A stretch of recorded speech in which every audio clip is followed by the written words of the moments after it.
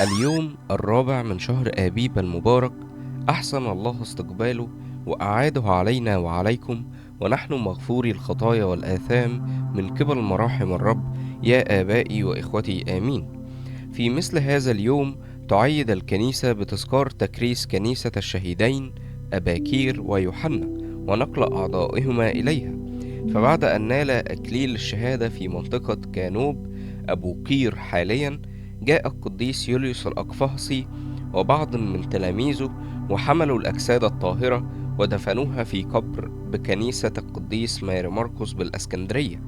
وبعد أن كفنوها بأكفان نقية وكتب سيرتهما القديس يوليوس وكتب قصة استشهادهما، وظلت الأجساد الطاهرة في ذلك المكان إلى زمن القديس كيرلس الكبير عمود الدين، الذي ظهر له ملاك الرب وأمره بنقل الأجساد، فمضى مع جمع من الكهنة والشعب ونقلوها بإكرام عظيم إلى كنيسة ماري مرقس الثانية التي على البحر، إلى أن بنوا كنيسة على اسم القديسين أباكير ويوحنا ونقلوا الأجساد إليها وكرسوها في مثل هذا اليوم باحتفال عظيم.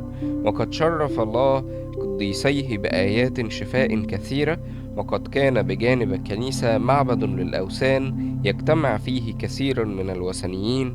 ولما رأوا العجائب التي تظهر في كنيسة القديسين أباكير ويوحنا، آمن كثيرون منهم بالسيد المسيح.